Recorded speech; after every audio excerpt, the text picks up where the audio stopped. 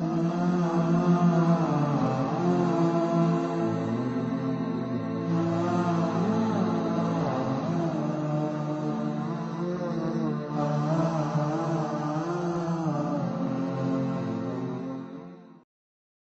প্রিয় বোন, আজকে তোমাকে লক্ষ্য করে কিছু কথা বলবো।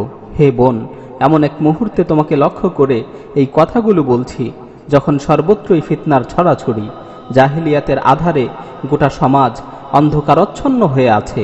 কাফের মুশরিকরা মুসলিম নারীদেরকে নিয়ে ষড়যন্ত্র করছে। হে বোন, ইসলামে নারীর অবদান অনস্বীকার্য, কারণ মুসলিম নারীরাই হলো আদর্শ সমাজ বিনির্মাণের কারিগর। হে বোন, মুহাম্মদ সাল্লাল্লাহু আলাইহি ওয়াসাল্লামের শ্রেষ্ঠ উম্মতকে তোমরাই মাতৃত্বের ভালোবাসা দিয়ে লালন পালন করেছো। প্রজন্মের পর প্রজন্ম ধরে মুসলিম শিশুরা তোমাদের কোলেই বড় হয়েছে, তোমাদের হাত ধরেই বেড়ে উঠেছে। তোমরাই শিশুদেরকে আদর স্নেহ করে আদব আখলাক, ইসলামী সভ্যতা ও সাহসিকতা শিখিয়েছ। হে বোন, ইতিহাস সাক্ষী, উম্মার বড় বড় দুঃসাহসী মুজাহিদিন তোমাদের মতো মুসলিম নারীদের ঘরেই জন্মগ্রহণ করেছিল। উম্মার বড় বড় সাহসী বীরদের তোমরাই মাতৃত্বের ভালোবাসা দিয়ে লালন পালন করেছিলে। মুহাম্মদ বিন কাসিম, তারেক বিন জিয়াদ ও সালাহুদ্দিন আইয়ুবী রহিমাহুমুল্লাহ এর মতো বড় বড় বীর মুজাহিদদের তোমরাই সাহসিকতা শিখিয়েছিলে, যার ফলে তারা ইতিহাস খ্যাত বীর হয়েছে, বিশ্বের প্রতিটি প্রান্তে প্রান্তে কালেমার ঝান্ডাকে সমুন্নত করেছে। হে বোন, ইমাম আবু হানিফা রাহিমাহুল্লাহ এর মতো যুগ শ্রেষ্ঠ ফকিহকে কে গর্ভে ধারণ করেছে? ইমাম শাফিঈ, ইমাম মালিক, ইমাম আহমদ বিন হাম্বল, ইমাম ইবনে তাইমিয়া রাহিমাহুমুল্লাহ এর মতো যুগ শ্রেষ্ঠ ওলামায়ে কেরামগণকে শিশুকালে কে প্রতিপালন করেছিল? কে তাদেরকে এত বড় ইমাম হওয়ার স্বপ্ন জুগিয়েছিল?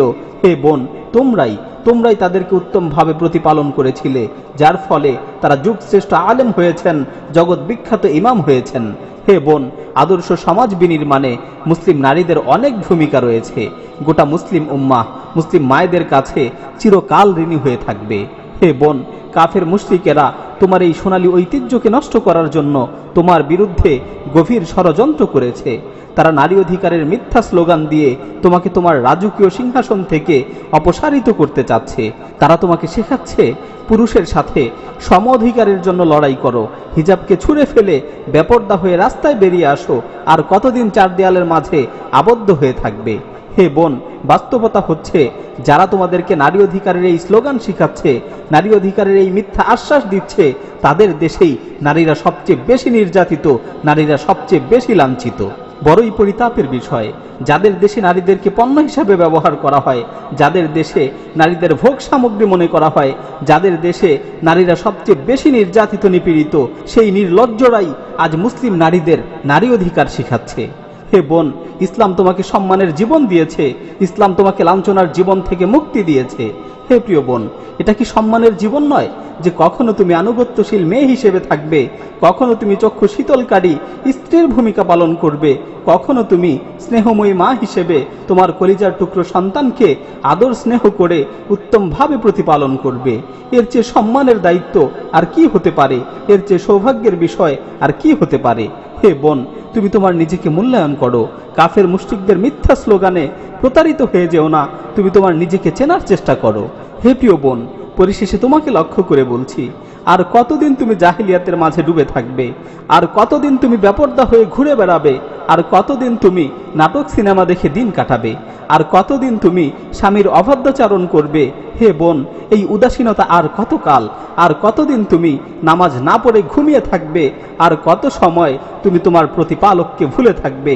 আর কত সময় তুমি তোমার প্রতিপালক সম্পর্কে উদাসীন হয়ে থাকবে? হে প্রিয় বোন, এই দুনিয়াতে তুমি কতদিন বেঁচে থাকবে? বেশি থেকে বেশি 50 বছর অথবা 60 বছর। এরপর অবশ্যই তোমাকে মৃত্যুবরণ করতে হবে, তোমাকে কবরে যেতে হবে, তোমাকে তোমার প্রতিপালকের সামনে পুনরুত্থিত হতে হবে। অতঃপর হয়তো তুমি জান্নাতের অধিবাসী হবে অথবা জাহান্নামের অধিবাসী হবে। হে বোন, তুমি মনে রেখো, তোমার মৃত্যু অনিবার্য। মৃত্যুর ফেরেশতা তোমার কাছে অবশ্যই আসবে এবং তোমাকে যন্ত্রণাদায়ক মৃত্যুর স্বাদ আস্বাদন করতে হবে।